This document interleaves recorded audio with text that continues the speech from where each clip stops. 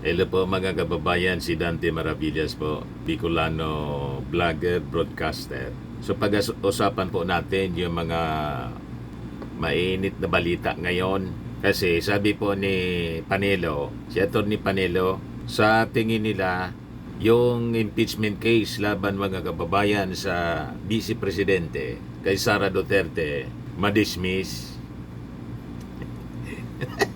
Yan mga kababayan, sabi rito, Panelo sees dismissal of BP impeach complaint. Ano tingin ninyo? O ngayon, may isa pang kwento rito na dapat natin pag-usapan. Another possibility. Kasi, di ba nung isang araw, nagsalita si Amy Marcos na may mga kumakausap sa kanya na kapwa niya senador na gusto daw siya na paupuin. Siya yung pinopost mga kababayan na maging susunod na Senate President. Unang-una kasi si Amy Marcos galit kay Chis Escudero sa nangyaring Senate investigation niya at kinontempt yung isang ambasador na gusto niyang i-detain. Remember that? O ngayon, kahit kalay-kabit siya noong nakaraang eleksyon, pang 12 gustong mag-Senate President. Medyo nag-alala mga kababayan yung grupong bayan muna. Kasi sabi po ng grupong bayan muna, pag naging anyang Senate President itong si Amy Marcos, goodbye na sa impeachment. Yan sabi dito, goodbye BP Sara impeachment if Amy becomes Senate President, sabi po ng bayan muna. Yung strategy po ng mga kakampi ni Sara, parehas mga kababayan ng strategy na ginagamit po ng mga defense councils ni Digong. Ang gusto nilang mangyari, walang trial. Di ba yun ang ginagawa ng mga defense lawyers ni Digong? Yung mga judges mismo, pinipetisyon na tanggalin. Matindi. Pag ganyan ang strategy ninyo, yung mga pro-Sara senators, kung naniniwala kayo sa ganyang strategy, tama, natanggalin din.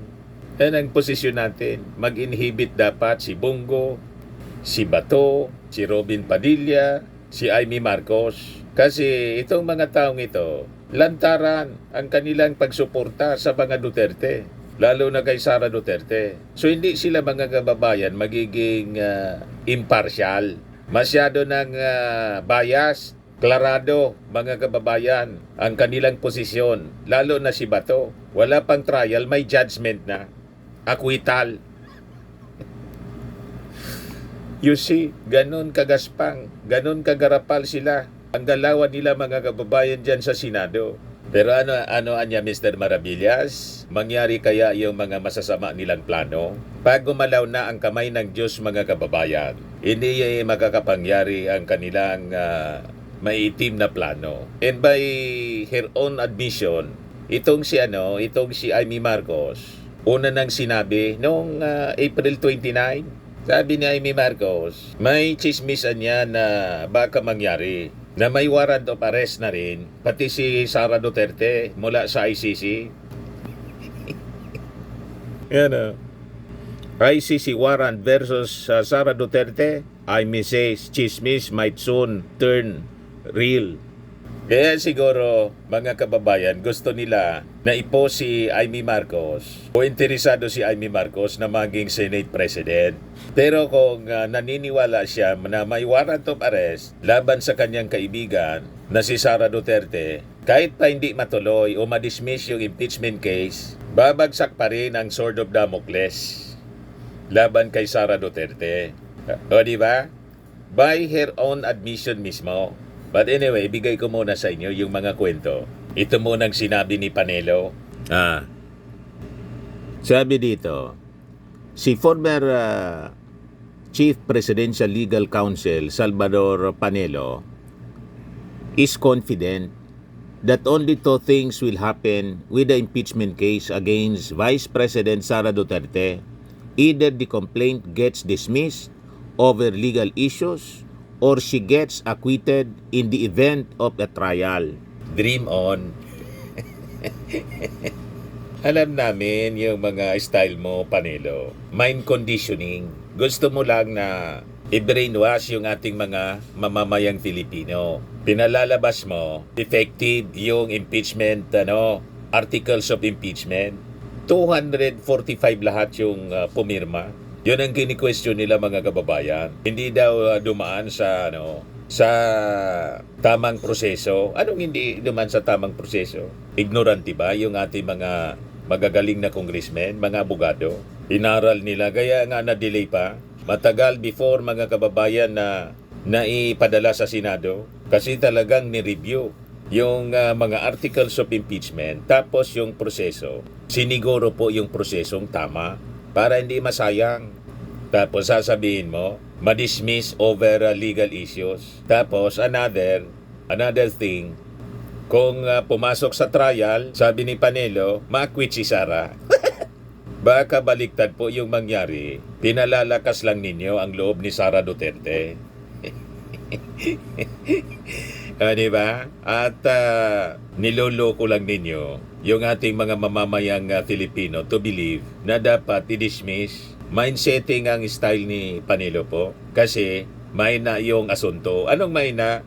Sa unang article pa lang, first articles of impeachment, napakalakas na yung pagbabanta na ipapapatay ang ating Pangulo, si First Lady at saka si Martin Romualdez. No joke pa.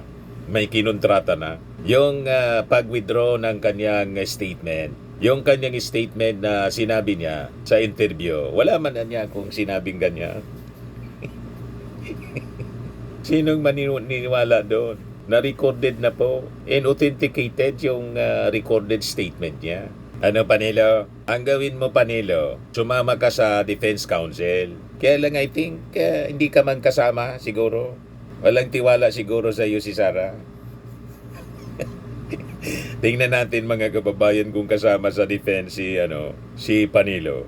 Sabi ni Panelo, yung legality niya ng impeachment case filed by the House of Representatives in the Senate is expected to be resolved by the Supreme Court. As early as 3 months ago, when the arrest warrant against detained former President Rodrigo Duterte, I have been saying that I'm not afraid of the impeachment. First, the impeachment has a problem. There is a legal issue pending before the Supreme Court. Panelo noted that under the Constitution, only one impeachment complaint is allowed to be filed against Duterte in 1 year. Only one complaint allowed within a year. What they filed was the fourth fifth impeachment case after they consolidated the different complaints. Aside from this, he noted that there is also question of whether the House of Representatives is a continuing body. They already ended, unlike the Senate, which is a continuing body as there are still 12 remaining senators. There is also a problem there. They no longer have jurisdiction, sabi ni Panelo. In fact, it was my son who started this proposed truce. We just have a truce. The senators can dismiss the impeachment on 2 grounds I mentioned. Sabi po ni Panelo. You are free, Panelo, kabayan, to express your legal opinions. Lahat naman ng mga abogado ganyan, kahit nga hindi abogado. And you can dream. Dream on, Attorney Panelo. Abangan na lang natin kung ang mga argumento ninyo mangyayari. Sabi nga natin, makalusot pa man, ma-acquit pa man, ma-dismiss, kumbaga yun ang gusto po ninyo na mangyari, maraming sword of Damocles ang nakaumang laban kay Sara Duterte. Kaya yung dream ninyo na makabalik si Sara ay makabalik. Na maging presidente si Sara, palabo ng palabo. Hindi man po tonto ang ating mga authorities, di ba? Para palusutin ang mga nagawang kasalanan ni Sara Duterte. Be it in the Senate or in the regular courts. Kasi may i-file na po. Nasa DOJ na po yung pagbabanta, grave threats, inciting to sedition na kaso laban kay Sara Duterte. At yung case niya sa ICC, mismong si Amy Marcos yung nagsabi. Yan Kita yung sinabi ni Amy Marcos, kakampi nila noong April 28. Basahin natin. Senator Amy Marcos said, that there are rumors that the International Criminal Court will soon issue an arrest warrant against Vice President Sara Duterte. Amy Marcos said that while BP Duterte is on the ICC's bottom list in its investigation over the alleged crime against humanity in the country in relation to former President Rodrigo Duterte's drug war, she will be the next to be issued an arrest warrant. There are also allegations that, first of all, several weeks ago, a draft was mooted involving warrant of arrest of 5 police officers, including former Chief PNP Senator Ronald de la Rosa. Of later has been a rumor once against the Vice President will be issued by the ICC a warrant immediately. So alam natin na si BP Sara ay nandoon sa listahan, pero alam ko nasa ibaba siya sa mga pinangalanan, ngunit ilang araw nakalipas may mga report na siya na ang uunahin, sabi ni Amy Marcos. Checkmate lagi po kahit ma-dismiss yung impeachment case, kung saan malabo man itong mga statement ni Panelo. Pero alimbawa man mangyari, worst comes to worst, yun ang mangyari, may iba pang sword of Damocles na kaumang kay Sara. You see? O ngayon, sabi natin, yung unang statement ni Panelo, baka may relasyon ito dito sa sinasabi din ng isang grupo ng Bayan Muna. Kaya pinupost ng ilang mga kalyado ni Amy Marcos sa Senado na siya yung gawing Senate President. Yan naalarma yung Bayan Muna po. Goodbye BP Sara impeachment if Amy Marcos becomes Senate President, sabi po ng Bayan Muna. Pinanindigan na po ni Amy Marcos yung pagiging kontrabida. O diba? Pero ang tingin ko po, si Amy Marcos, Trojan horse po. O diba? Hindi malayo na si Amy Marcos, Trojan horse, para hindi bumuelo yung mga Duterte laban sa ating Pangulong Bongbong. Siyempre, manginging babaw pa rin yung pagiging kadugo. Unless talaga totoo yung mga chismis na si Amy Marcos, hindi man Marcos. Di ba po? Pero sa mga statements po, ang binibiraman lang po ni Amy Marcos, yung kanyang pinsa na si Martin Romualdez, tapos si Lisa, tapos yung mga nakapaligid kay PBBM. Hindi man niya direktang binabanatan yung presidente. O diba? So anyway, sabi dito sa balita ng Manila Bulletin, if Senator Amy Marcos becomes Senate President, then Vice President Sara Duterte's impeachment or impeachment trial is effectively dead. That said, former Bayan Mona Party List Representative Ferdinand Gaite, as he slammed Senator Marcos' announcement of her bid for the Senate presidency. Goodbye impeachment na kapag ganito ang nangyari. Paano pa mapapanagot si Sara Duterte sa paglustay niya sa confidential funds? Sabi po ni Gaite.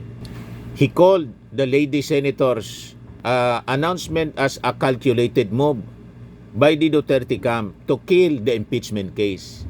The next phase of which is the Senate impeachment trial. Sabi ni Gaite, tactically this is a power play not just for control but also for protection.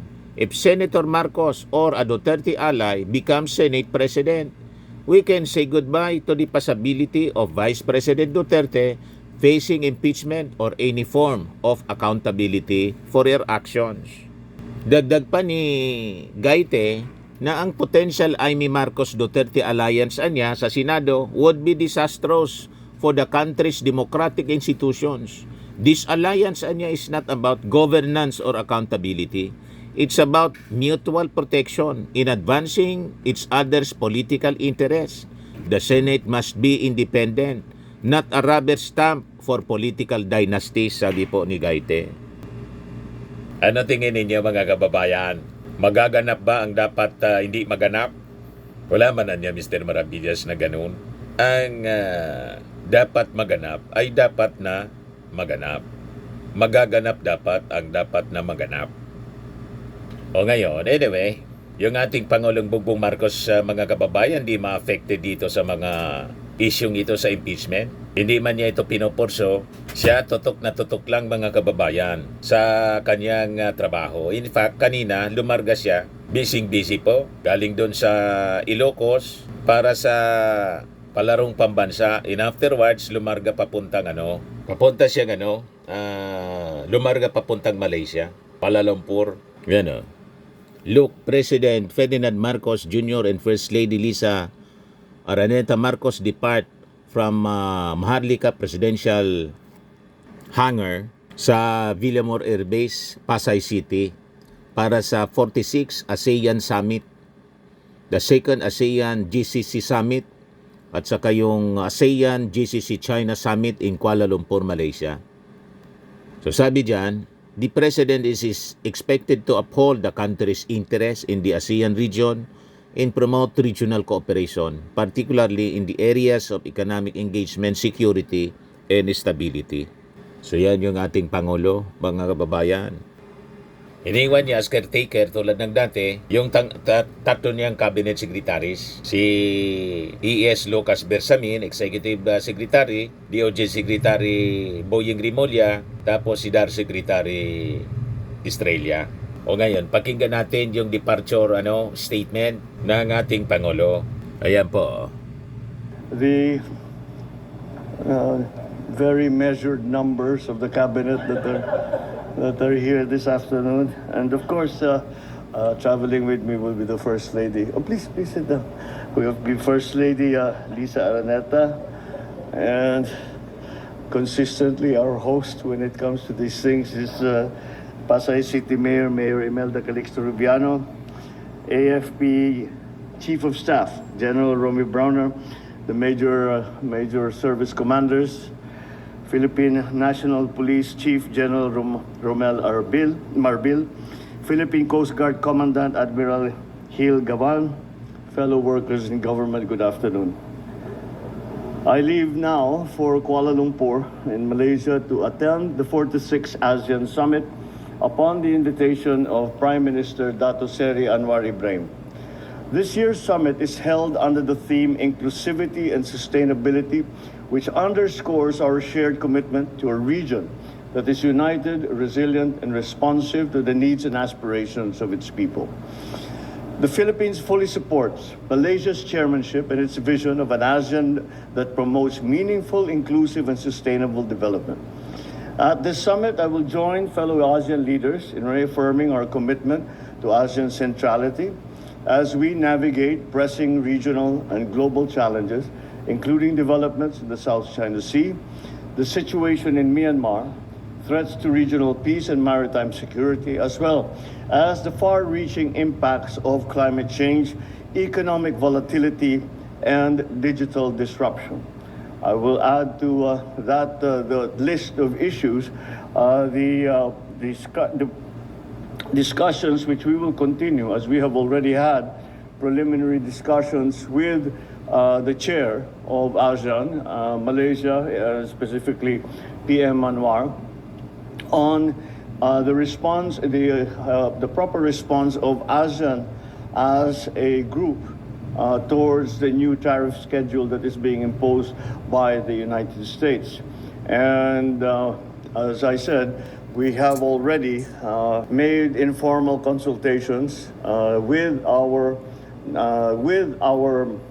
fellow member states and their representatives, with the chairman, PM Anwar, on this subject, as it is something that we have to discuss and it's something that we have to respond to.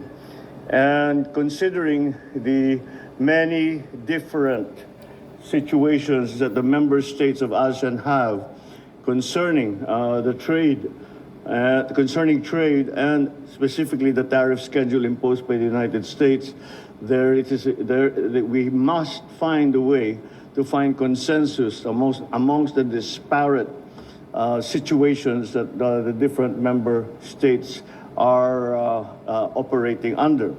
But I will continue to champion our advocacies in promoting an open, an inclusive, and rules-based international order. and for the peaceful resolution of disputes in accordance with international law.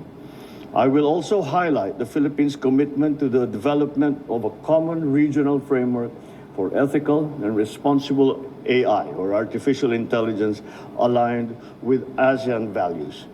Through these efforts, we aim to build a future-ready ASEAN that is not only competitive, but also people-centered and sustainable.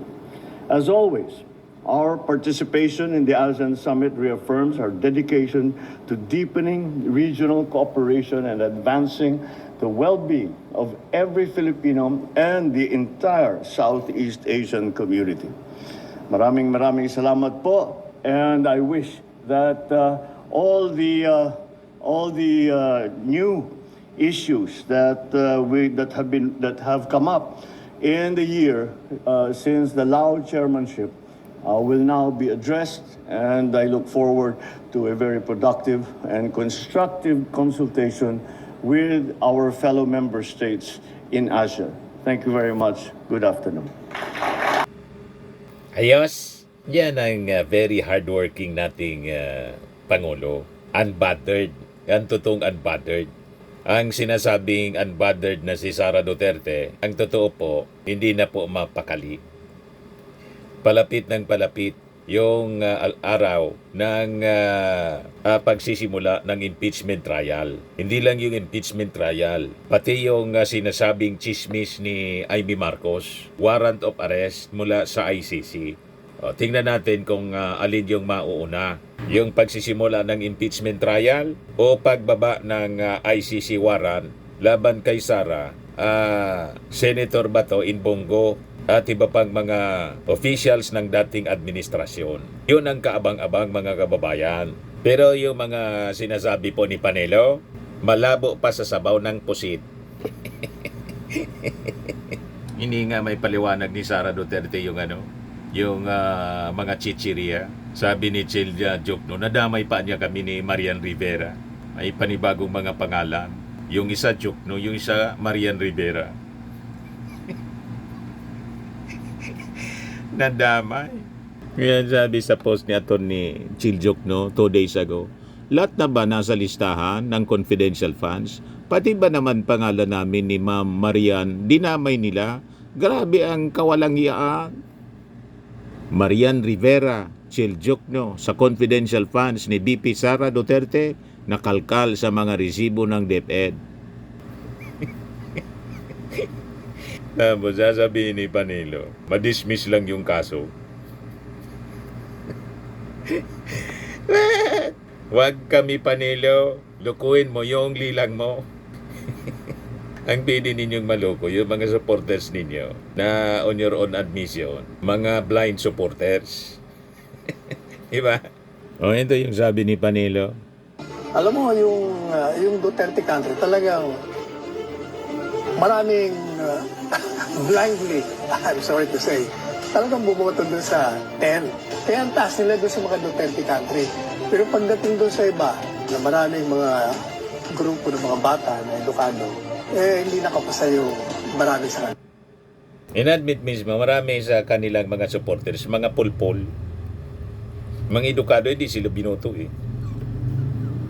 Sabi ni Panilo mismo. You see? Kaya, tinitake advantage nila yung kainaan ng ulo ng kanilang mga supporters. Hindi po ako nagsabi niya, si Panilo mismo. Sinasamantala nila ang blind loyalty sa kanila ng mga supporters. Pero doon na niya sa mga edukado.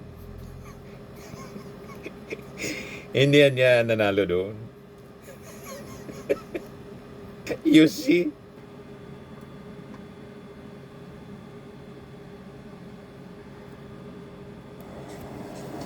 At itong ating programa, mga kababayan, atid sa inyo nitong ating mga sponsors. Fairmax, Firming and Lifting Cream. Pinapay po sa mga pulses in affected area. Mainam po ito sa mga pains at paninigas ng mga kasukasuan. Ito sa mukha naman yung application, anti-aging, Automax po siya. Ito ay Glow 60, mga kababayan. Whitening po siya. Made in South Korea. Ito naman po, Nengxia Red Mix Fruit Drink. Gawa po siya sa goji berry. May anti-cancer properties po siya. At sa mga naghanap po ng malinis and spacious fitness gym, pumunta lang po kayo sa aming Colossal Fitness Gym. May Grab car rental din po kami. At bills payment po sa aming office. At saka sa mga mahilig po sa mga imported bags, manood po kayo sa live selling ni Madam Eileen Rosales sa kanyang Eileen Closet po. Pati mga shoes, ito yung kanya po. Ito yung kanyang page. Kita ninyo, napakagandang mga online selling po siya. Si Madam Eileen Rosales. Cellphone number niya po, 773-798-7816.